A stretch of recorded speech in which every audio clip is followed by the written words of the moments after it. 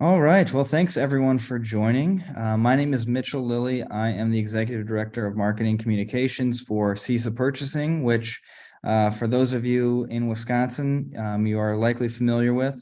Those that are outside of Wisconsin, CISA Purchasing is a part of an education service agency, and it is our cooperative purchasing program.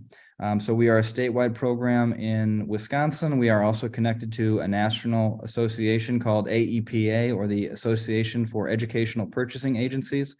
So for those of you outside of Wisconsin, I would strongly encourage you to take a look at aepacoop.org. Because there is likely a associated agency within your state as well. And so CISA Purchasing is all about saving schools time and money, as most cooperative purchasing groups are. And so a part of that is a fantastic vendor partner of ours today, Study Smart Tutors, in collaboration with Hatching Results as well. And so we have some great content lined up. And if you have any questions regarding cooperative purchasing or CISA purchasing, CISAs in Wisconsin, or even AEPA at the national level, please feel free to shoot me an email. I'll put my contact information in the chat. You won't be able to unmute as of right now, but perhaps we have time later in the session for questions that we could do that, or please, as we're going, include questions on the chat bar. But with that being said, I will turn it over to Jack, Julia, and Mindy to get started. Awesome. Thanks, Mitchell. Thank you all for joining us today. Super excited to be here. My name is Jack Friedman. I am the founder of Study Smart Tutors, and with me is Dr. Julio Dabas from our team at Study Smart Tutors and Mindy Willard from the team at Hatching Results. They will introduce themselves shortly. I'm super excited to bring their amazing educational expertise to all of you. Our goal in today's webinar, Mindy will talk a little bit about the role of the school counselor in today's climate of 2023 and the many challenges that entails. And then we'll talk a little bit about how school counselors can better use data to overcome some of those challenges that many of you all are facing in your school districts. And then we'll talk at the end about some professional learning pathways that we collaboratively offer with Hatching Results. Very, very briefly, I'll give you all of our background. Some of you may have worked with Hatching Results or Study Smart Tutors in the past. We have been on the Study Smart side. We've been providing comprehensive college access and career readiness programming for the last decade plus. Started in California, expanded around the United States. We have partnered with Hatching Results to adapt and work with some of their amazing content. You all maybe have seen some of their textbooks. We have been tapped as a partner to digitize some of that content, create some new online courses, and distribute that to as many school counselors and school districts as possible. So we're really excited about that partnership, and happy to share with you also more information of that at the end of our session today. Mindy, Julia, do you want to just very, very briefly introduce yourself? Yeah, sure. I'm Mindy Willard. I'm the Director of Outreach and Engagement for Hatching Results. Prior to that, I was a school counselor and a district level coordinator here in Wisconsin. So excited to be here with you all today. I'm going to talk to you a bit about some of our Hatching Results content that will be available through the courses that Jack's going to share. Wonderful. Thank you everyone for joining. My name is Julia Dabas. I am the Senior Director of Education with Study Smart Tutors. I'm a former school counselor as well in California. I worked in Santa Ana, Orange County, and I'm so excited to talk about the platform and the course and how this data can empower everyone in their own school district and the community. Awesome. Excellent, excellent. So just a quick check-in for all of you. Give us a color or a corresponding language in the chat box. Just want to get a sense of how folks are feeling on today's webinar. I know it's Wednesday mid-morning, so give us a note in the chat box. Are you feeling green? Are you feeling yellow? Are you feeling orange, feeling red, or feeling empty? Hopefully not too many folks feeling empty today. Hey.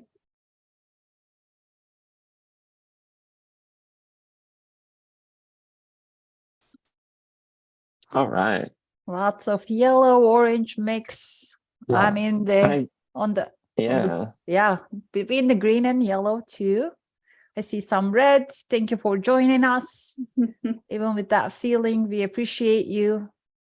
Some of you are on spring break joining us. So thank you. If you are spending your spring break joining us, we are extra grateful. You should win a prize of some kind.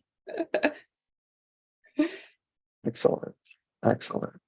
Well, all right, great. Thank you. Before I turn it over to Julia and Mindy, just quickly sharing some session objectives for you. I won't read them all to you. You all can read. But some of the things that we're hoping to accomplish today is just the main thing is supporting your school counseling role by using data in a more effective way. So with that, I will turn it over to. Yeah, to me. All right. Thanks. I wish I was on spring break. I got 2 more weeks before that. So I'll live vicariously through those of you that are taking a break today. I'm just going to start with kind of setting the stage a little bit about the role of today's school counselor. I mentioned before that I've been a school counselor. I've been doing this is my 19th year in working in the school counseling profession, and I have worked in elementary, middle, high, and district level positions. So those of you that have been in the profession for a while, you know how our profession has been trying to shift and kind of shift away from that old school guidance counselor model. So we'll talk a little bit about that. I think somebody else is driving, so I'll wave my wand there, Julia. All right. One thing that you might know if you've been around a while is a lot of good things are happening within our profession. We've strengthened nationwide. We've started to have some common language around the ASCA national model, some common language around our work and our role. There have been some big initiatives like Reach Higher, Elementary and Secondary Schools Act, Perkins, Better Make Room.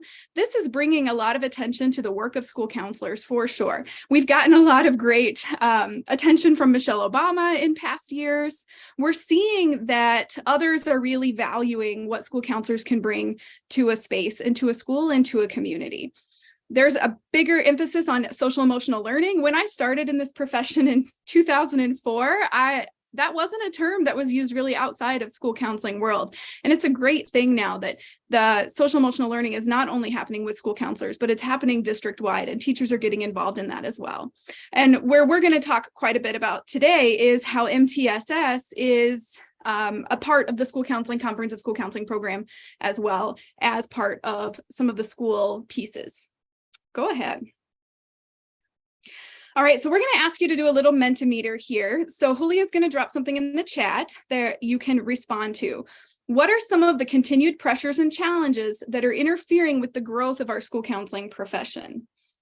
So if you click on that link that's in the chat and type in your answer, what are some of the pressures and challenges that might be getting in the way of our profession growing?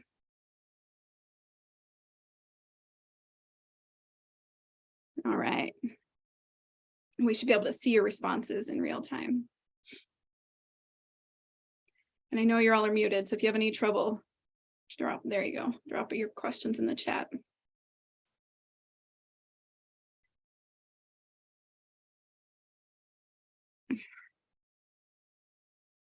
The stigma of SEL, yeah, the political climate and the attention to that. Okay, some folks, districts not understanding the ASCA model and how that ultimately benefits our students. Lack of understanding of our work and our role, lack of training and dealing with some of the things that we've been faced with. Larger mental health concerns kind of outside of the scope of the role of the school counselor, and getting students access to those. And dealing with those in addition to large caseloads for sure. Yep, a lot of additional duties assigned, still being testing coordinators, ratios.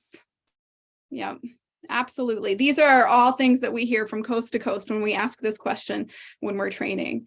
And organizations like Hatching Results, like the American School Counseling Association, your state school counseling associations, these are all things that we are all very aware of, and we continue to push back on some of these and provide learning opportunities for administrators, superintendents, school counselors, and directors to understand the impact that school counselors have and can have on students. Thanks for sharing. Yeah, being reactive, putting out fires. We talk a lot about that at Hatching Results, is how do we get out of that reactive mode and become more proactive?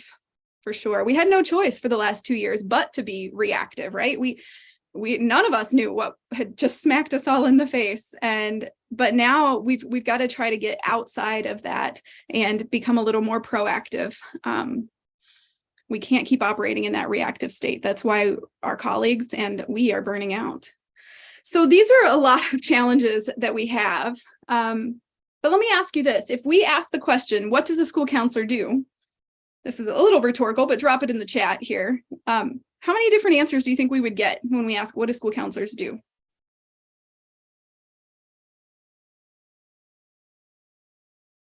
Everything, all the things, yes. The answers are, it depends on who you ask, right? There's not exactly a set thing about what school counselors do. And there's a lot that's kind of a loaded question, right? Because when you ask what teachers do, there's a long list, but in general, people have a general idea of what teachers do. Clearly, they don't know all that's entailed and all that's going on in the background unless they've been a teacher themselves. But with school counseling, there's a lot of misperceptions about what we do. There's still a lot of confusion, even among school counselors, about our role and what we do. Log on to any Facebook group or chat, and you'll see counselors doing a lot of debating about what our work is or should be or could be. Some Nicole says her husband used the G word. Yeah, we don't use the G word anymore around here, right? And we know that we are no longer guidance counselors. We're school counselors, okay? All right, thanks. Go ahead, Julia. So this confusion comes from, like I mentioned, a lack of common understanding, not only by other people. I've seen many school counselors go head to head about defining their role in their work. And so we don't quite yet have a collective understanding of our work and our role as professionals. There's an inconsistent public image. We often are the butt of jokes when you watch TV shows. They talk about the guidance counselor and all of the missteps that come with being the butt of those jokes through the public image of school counselors. There's different roles, like we said. It's not consistent from district to district or even school to school within a district of the work of a school counselor and what they do. And there's different legislation across the states of who can be a school counselor and what's required to become a school counselor. So all of that contributes to some of the confusion within our profession. But the one thing that is consistent in the research and in the models and frameworks that are out there is the use of data. ASCA has changed the framework. I've been around since the beginning. They were writing the ASCA National Model when I was in grad school. So I was learning it as it was getting written. And it's changed and evolved, as it should, as we grow and change and the research becomes more prevalent. But what is common across all editions of the ASCA National Model is the use of data. That is a central piece of a comprehensive school counseling program. And it's an area that many school counselors did not get a lot of training in grad school. Let me see some comments in the chat. What do you think about that? Did you get trained in data in grad school? Yeah, Nicole, where'd you go? Where'd you go to grad school? I like to make a list of those schools that are definitely preparing counselors for the work. University of West Alabama. All right, make a note. Most of what I'm seeing is statistics, right? But not the type of data that we use today. So when we talk about using data in school counseling, it kind of gets counselors a little bit anxious because we didn't have proper training in using data, and nobody became a school counselor because they love data. I mean, maybe you did. I know one person, his name is Felipe Zenyar, He became a school counselor because he loves data. But most of us get a little anxiety when it comes to utilizing data to drive our school counseling programs. And that's why we're here. Many of you are here because you've heard of Hatching Results, you know who we are, and you know that data is our background and data is our love language. And that's what's going to help us get out of some of this rut and some of this confusion around the role of the school counselor. Yay! Amy knows Felipe.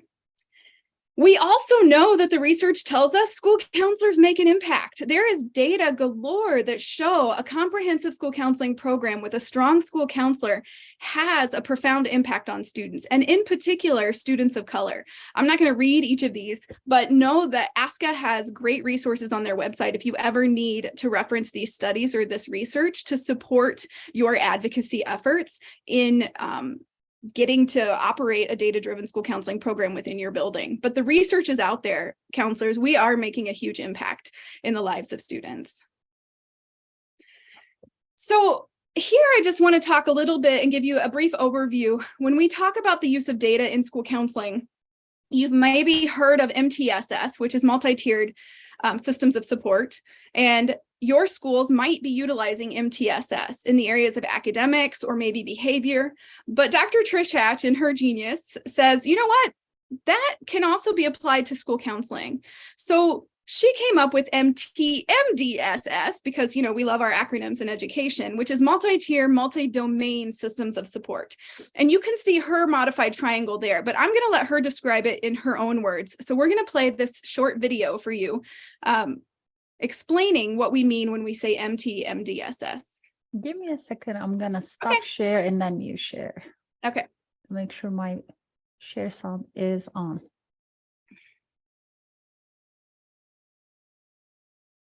And today we're going to talk about the multi-tiered, multi-domain system of supports, or MTMDSS. As educators, we're familiar with the multi-tiered system of support, or MTSS, which focuses on students' academic and behavioral needs. But for school counselors who focus on 3 domains, academic, college and career, and social emotional development, we need a more robust system. We need a multi-tiered, multi-domain system of supports, or MTMDSS. In MTMDSS, school counselors ensure that all students receive the instruction and support they need to grow academically, develop socially and behaviorally, and to prepare for post-secondary options. In this system, activities, instruction, and intervention services are grouped into tiers, ranging from Tier 1 services, a core program of universal supports that apply to everyone, to Tier 2 services, or targeted interventions, which would typically only apply to approximately 20% of students. And finally, to Tier 3 services, intentional interventions, which would typically apply to between 5 and 10% of students. MTMDSS provides a data-driven approach to determining which of these levels of interventions or tiers are appropriate for any individual student. Under MTMDSS, Tier 1 encompasses agreed upon services that all students receive, such as standards and competency-based school counselor core curriculum lessons, individual student planning, which includes 4- and 6-year academic and post-secondary plans, and district and school-wide agreed upon activities and events. Tier 1 is designed to be comprehensive, preventative, developmental, and proactive. Tier 2 is designed for students who are exhibiting barriers to learning, struggling academically, or are deserving of additional supports. It uses database decision-making to select at-risk indicators such as attendance, behavior, credit deficiency, and post-secondary readiness data. Targeted intervention data elements, grade levels, and timeframes are queried to determine which students qualify for interventions. Depending on the student, Tier 2 interventions may include short-term individual or small group counseling, progress monitoring, consultation, collaboration, and/or referrals to resources within or outside the school building. Tier 3 services are designed for students experiencing emergency or crisis response events, or to support students with needs that remain unresolved within Tier 2. School counselors provide short-term, solution-focused counseling, consultation, and when appropriate, referral to additional resources. Over time, MTMDSS allows school counselors to spend more time implementing proactive Tier 1 action plans and less time engaged in reactive Tier 2 and Tier 3 activities. The ultimate goal is to ensure all students achieve their greatest potential and graduate ready for post-secondary success. All right. I could never describe it as well as Dr. Trish Hatch does, so I just like to have her do it in her own words. I did drop the link to that video in the chat, and it is linked on this slide if you ever want to reference it again. What I have learned with MTMDSS, when I talk about the Askin National Model, sometimes principals' eyes will glaze over, and it's hard to describe it very succinctly. But principals understand MTSS. So when we describe the Askin National Model through the lens of MTMDSS, it really resonates and makes sense with them. I've brought this up in meetings where I had principals there when I was the district director, and they immediately start filling it in with what their counseling program looks like or what they think it looks like within each of those tiers. So I would encourage you to share this video with them, share the worksheet with them. I'm going to share something on the next slide for you that is a great tool and resource too. I know Julia mentioned earlier, she dropped it in the chat. There's a link to our online appendix. If you want to click on that again, Julia, and show whether you have our books or not, we do have a lot of great free resources on our website. So if you go to our site and under each of our books that are listed there, there's a study guide and there are templates and a lot of different things that you can use with or without having the book. So I wanted to share that there so that you can come back to that if you want. Thanks. All right, so what is on the next slide is just kind of a gift for you. This is something we typically share with folks within our trainings, is mapping out their own MTM-DSS and what it looks like in your school. So there's some instructions there, but there's also a link to the template that is screenshotted there that you see. And page 2 of that actually shows examples of what this might look like. Julia, could you click on that link for me? This is a great place to start, just to kind of reflect of what are you already doing within each domain and within each tier. Now, elementary, middle, and high should do things within those each tier and each domain, but you might find as an elementary counselor, you don't really have tier 2 or tier 3 in college and career, depending on your community and what's available there. And that's okay. Things might be heavier in one area or lighter in another, but this is a nice place to kind of brain dump and get an idea of where you already are when it comes to utilizing this framework in your school counseling program. Thanks, Julia. So that's our gift for you. It's linked there. We'll drop it in the chat too, so you have that. But how do I build this? What we have here, Dr. Julie Hartline, I modified. She often talks about creating an Ask a Model home. And I kind of call this creating your professional development home. When we talk about professional development for school counselors, what folks are typically asking for or looking for, I call are the curtains and the artwork, things that are really important to a school counseling program, but they're not the foundation. So folks are accessing and getting professional learning on anxiety, anger management, suicidal ideation, substance abuse, career pathways, FAFSA, post-secondary planning, motivation, study skills. That stuff is really, really important. Counselors need PD on that. But we can't start hanging the curtains of our school counseling program if our foundation is falling apart. Do you have a framework? How are you using data? Okay, otherwise you're just hanging curtains on a house that's sinking in the ground if you don't have a framework. You can get all the PD you want on anxiety, but if you don't have access to your students and you're doing everything through tier 3, then all students in your school aren't getting anything from those trainings you got on anxiety. 10% of your students are. So that framework is really important. And the framework is the Ask a National Model. It is the MTM-DSS, and it is using data to analyze your time, to advocate for more time with students. It's using data to determine whether what you're doing is working or not. And we've all walked away at the end of a day sometimes and said, what did I even do today? And so when we start collecting data, we're able to really see and quantify that impact. So when you're seeking out professional development, or you're talking to your directors or principals about the type of PD that you need, if you don't have a strong understanding of our framework in school counseling, I would encourage you to start there and start applying our framework.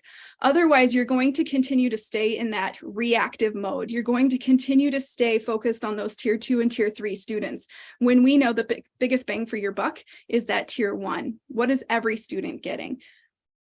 All right. Some of you have maybe seen this if you've come to any Hatching Results trainings. This is our Hatching Results conceptual diagram. When we talk about the types of data that school counselors use, this is kind of an overview. And this resonates with principals too, because they're able to kind of see the connection to their data. Many principals design their school improvement plans based on that outcome data. If you haven't seen your school improvement plan, I would highly encourage you to get your hands on that, because as a school counselor, you're going to look at that school improvement plan and you're going to immediately see how your school counseling program can connect to that. And that's kind of speaking their love language, right? You want to do less recess duty? Then talk to your school principal about the goals that are on their school improvement plan and how you as a school counselor can help them achieve those goals. And you know what? The perfect time to do it is during recess. That's when I can pull these students and run a group. Okay. So those are just some tips with advocacy. I'm going to quickly review this. This is kind of a whole thing for you, and I don't want to overwhelm you too much. But when we talk about data that school counselors collect, We've often heard from ASCA process, perception, and outcome data. The terms have changed here in the recent edition of the ASCA National Model. So process data, which ASCA now refers to as participation data, is can I count it? Who, what, when, where, and how long? Many school counselors do collect this data. I saw 15 students yesterday. I went into 32 classrooms. I had 67 parent phone calls. That's great data. It's really important. But the question is, so what? How are students different as a result of those 62 phone calls? How are students different as a result of those 15 classroom lessons that you did? And that's where we get into perception data, which ASCA now refers to as mindsets and behaviors data, because it's based around our standards, which are called the ASCA mindsets and behaviors. We measure attitudes, knowledge, and skills through pre and post tests.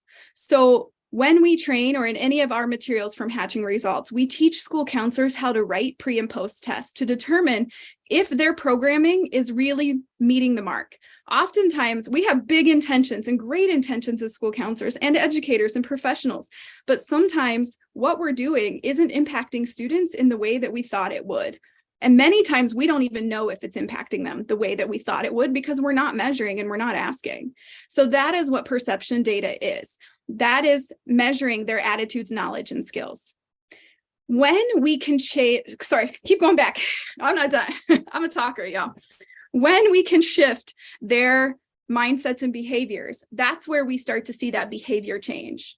And then we start to see the impact on outcome data. When we've moved their attitudes, knowledge, and skills, we will start to see a behavior change around attendance, around discipline, around course enrollment, around test scores. So school counselors do ultimately impact that outcome data as well.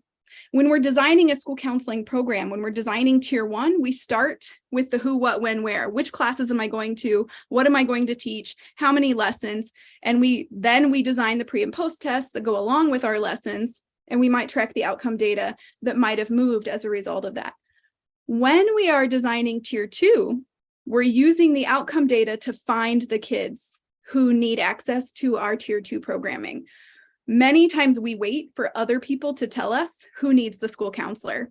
And that's okay. Getting referrals from people is okay. But we also know that we can't just wait for teachers and parents to refer students to us. We know that that comes with all of the things that come with being human.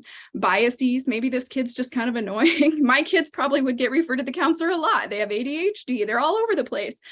And then there's a lot of quieter students that maybe internalize things more that aren't getting referred. So we want to use data to find those kids who need us, maybe even before the kids or the teachers know that the kids need our school counseling program. So that's the gist of our conceptual diagram and the types of data that school counselors utilize and collect. Okay, now you can go. So I'm curious, what kind of professional learning have you gotten around data? And what does professional learning look like in your district? I think, is this another Menti? It is, and I drop it in the chat. Thanks. Okay. So what does professional learning look like in your district? I'm curious. Do counselors get the same PD as teachers? Is it nothing? Is it monthly? Is it, what do you get? Or what do your counselors get if you're the director?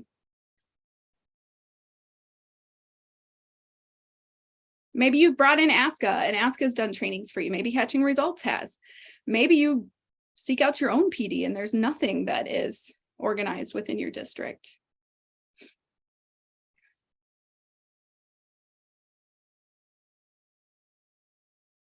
Here we go. We look for it our own. We go to our state conferences. Okay.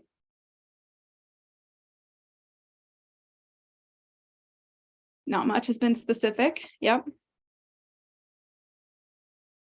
Same PD as teachers. Nothing's ever organized or provided specifically for us. We got a Hatching Results partner there. We only focus on SEL during PD, so they've been searching for their own. Same as teachers. Looks like the counselors at the high school in this district meet. Great. Okay. Good, thanks. Mental health first aid, that's a good training. Yeah. The only PD they've provided in 3 years is mental health first aid. All right. Okay, Well, we might have something that would hopefully pique your interest or something that you can pass along to your principal and or your district directors. We know that the partnerships that Hatching Results has is not possible for every district. And we wanted to make sure that we have opportunities for individual school counselors and opportunities that are more affordable for districts that could potentially purchase PD for counselors. So Jack's going to tell you a bit more about our partnership with our online virtual courses. I'll take it from here before Cool, Jax yeah. jumps in. Awesome. And I want to start with the saying thank you, not only as a former school counselor, but also as a parent who had the child in middle school and high school. I don't know how my kids would survive without your presence in their school.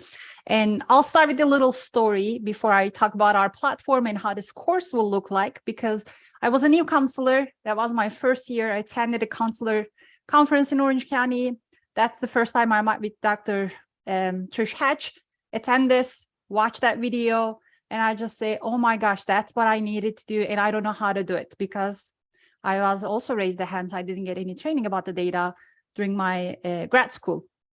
And Study Smart didn't do the wonderful platform that I'm going to explain in the courses. I just got the textbook and I literally studied the textbook by myself, newly graduate, first year counselor, and try to collect the data and use all the resources they provided. And it really helped a lot. So I'm going to talk about what we have in our platform, what we're going to call is the data pathway, that we have the total of the 7 courses, and courses are based on the best-selling text and very famous co-authors, Dr. Trish Hatch and Dr. Julie Hartline. All courses aim towards the school counselor to learn how to design the data-informed comprehensive school counseling programs with a tier system of support, while exploring the practical strategies for using the data to inform their comprehensive and school counseling program. So in these courses, school counselor will be introduced to using the data in design, implementation, evaluation, and improvement of the school counseling program. And this is how it's going to look like, all 7 courses and their names. Course number 6 and 7, it's on their way to come in the spring. Each course offers graduate credit from Cal State San Marcos, along with the CU units if you need it. These courses are designed around not only a one big textbook will come with the courses, but also narrative videos, which I'm going to show you in a bit for a little snip, and the reflection, and lots of check for understanding. Because while I'm doing my study on the textbook, there's not much about a reflection part for me, or somebody to check my work, or somebody to collaborate with it. We all know that the data is a powerful tool when understood first and then utilized correctly, and it can be transformational to your program. Now, I'm not going to brag about my school counseling time, but it was a really transformational thing that I did in my school. I was the first counselor to implement and create the program and using the data super effectively, just because of the textbook. And I was thinking, if I had this course, I don't know where would it be this school now. Through those courses, school counselor will reflect on their previous experience using the data, and then learn how to collect and analyze the data to create the goals, and super important to evaluate their counseling programs. A counselor who complete these courses will not only believe in the value of using the data, but they will develop in the knowledge and skills necessary to begin implementing the data-driven practice. We hear it a lot, data-driven practice, to improve their school counseling programs. So this is a little snip of one of the 7 courses. The first one starts with the data course.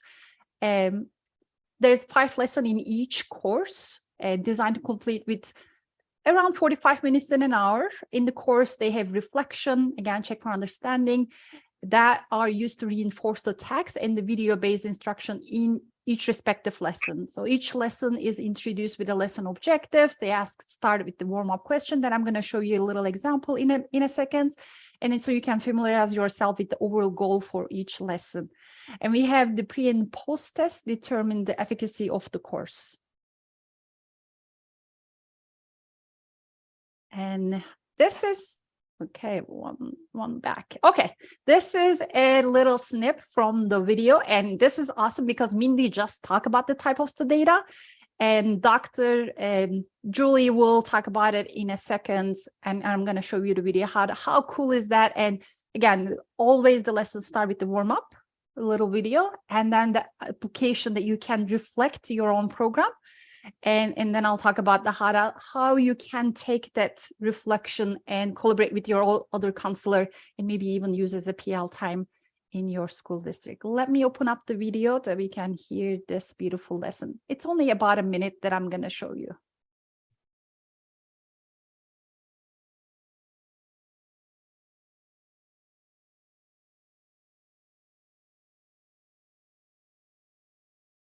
There you go.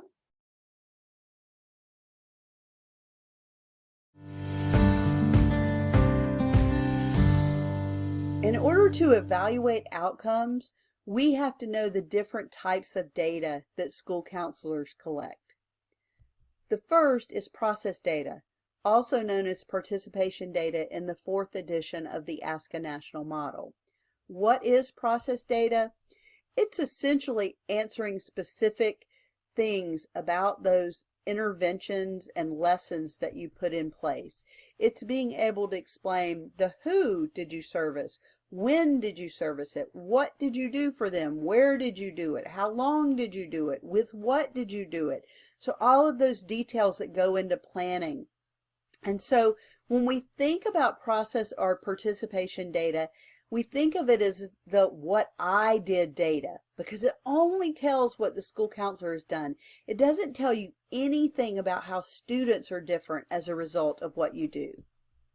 It's impressive, but it doesn't answer the question, so what? Are students more likely to attend class, behave, improve their grades? Those are things that others care about. So if you can tell them how many classroom lessons you've done, or how many groups you've done, or how many parents you've talked to, and that's been something that counselors have done for years, that's great. But then there's the question, so what? Which is going to take us into the other types of data. But first, just to share an example of process data, maybe I worked with 30. I love the so what part. And I was smiling when Mindy was also talking about it. We do a lot of things. We collect this, we respond to the needs, but not necessarily all the time we are connecting the dots, or even we connected the dots, we don't know how to present that dots to our supervisor, our leaders in the district to explain and advocate for our role. Again, I love how this seamlessly follow one to another thing for you to utilize it, because all of us, well, even though I love the statistic, I might raise a hand that I become a counselor because I love the statistic too. But how do you use it, and what will be the first step, or maybe the step number 9? Maybe you already passed the step 1 to 5, but you can still find the answer and enhance your program. How to use the data more efficiently in your program, and the course is doing a wonderful job with that one.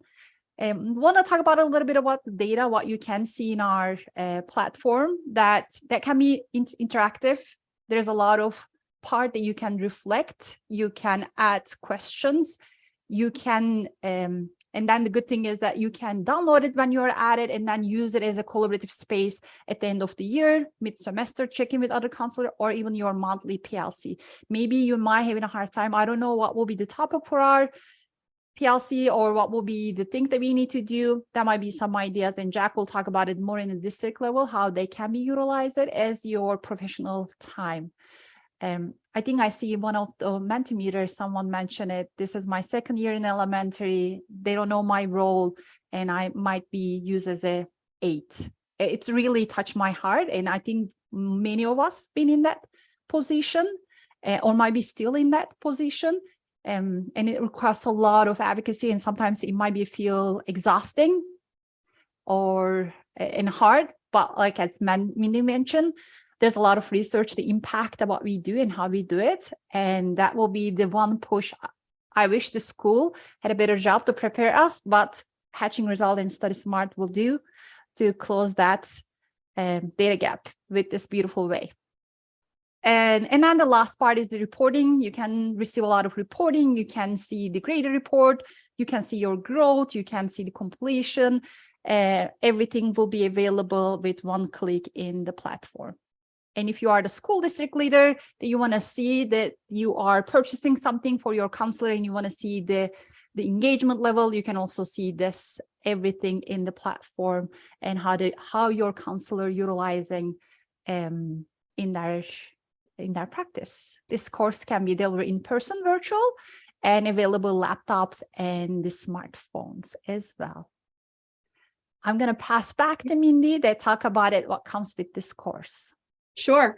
One of the things I would ask as a district level coordinator is what are counselors producing? Like, what's the artifact? What are they going to have when they're done with each course? So what we've done here is kind of drafted, there's a whole document here, and we'll drop it in the chat too, that shows you after each course, these are some of the deliverables, some of those artifacts that they will walk away with.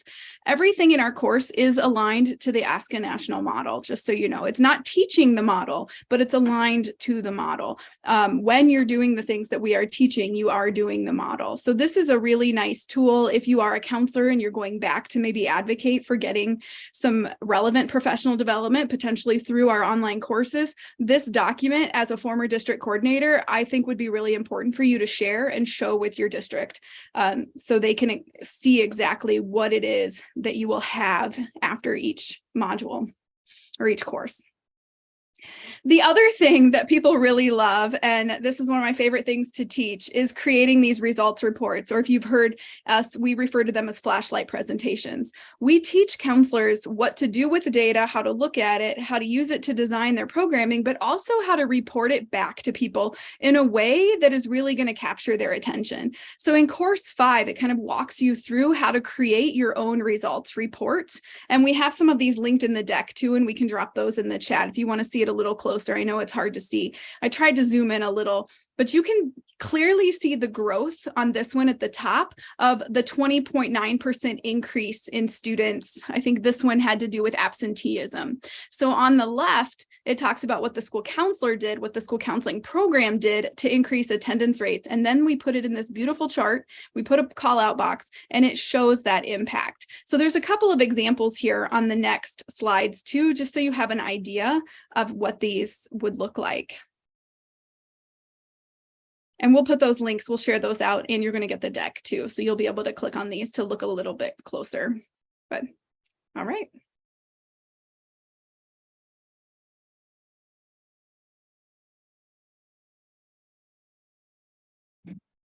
So just wanted to talk very briefly about some of the different ways that these courses can be implemented. We have a variety of school districts, state associations, individual counselors using these courses, and we design them purposefully for a variety of implementations.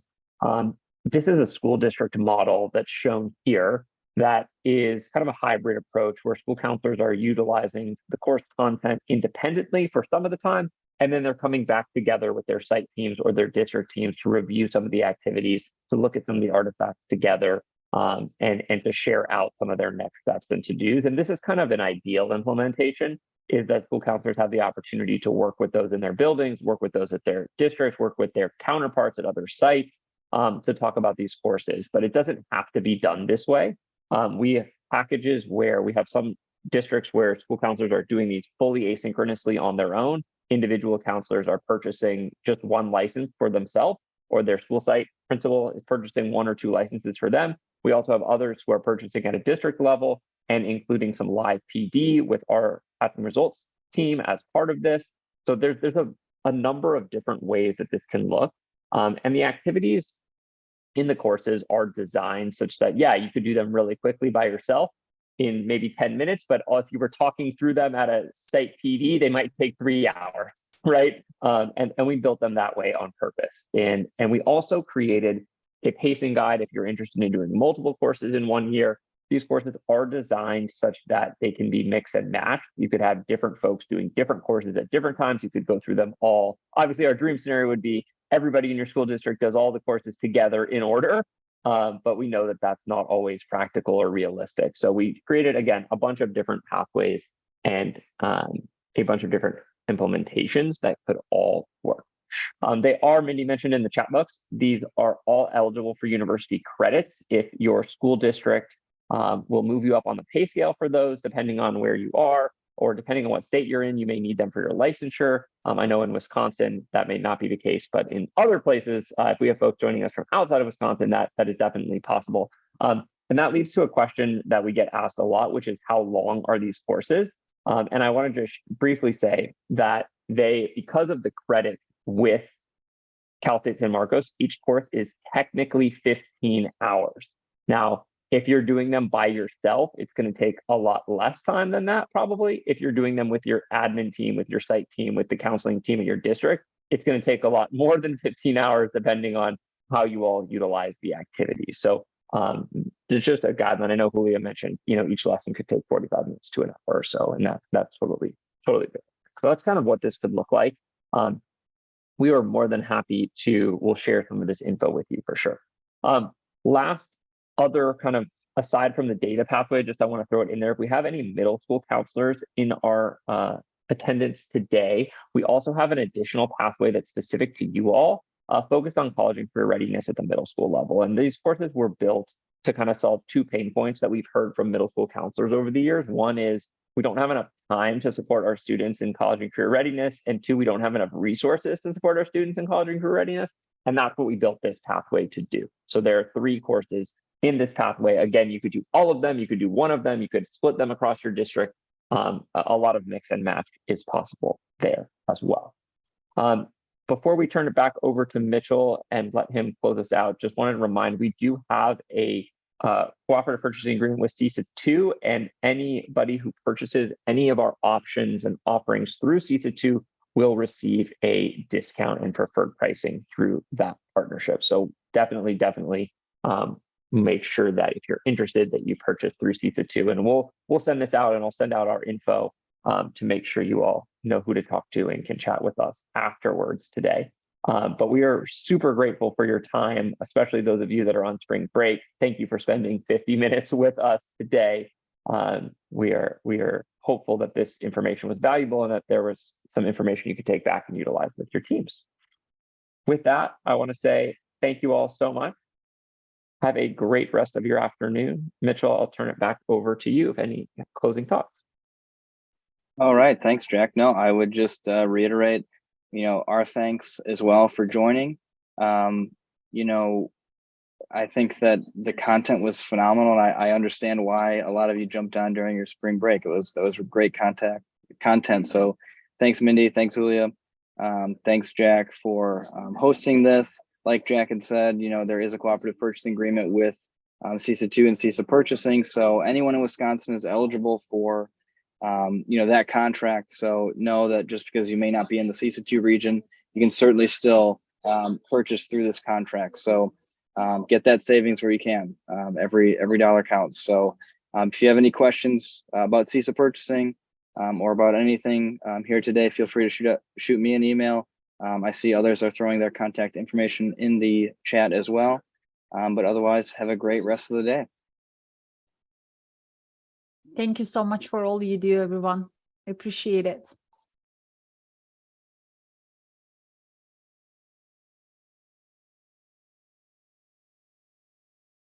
If anybody wants to stick around, we'll hang around for a few minutes. If you have questions, we can maybe change the settings so they can unmute now.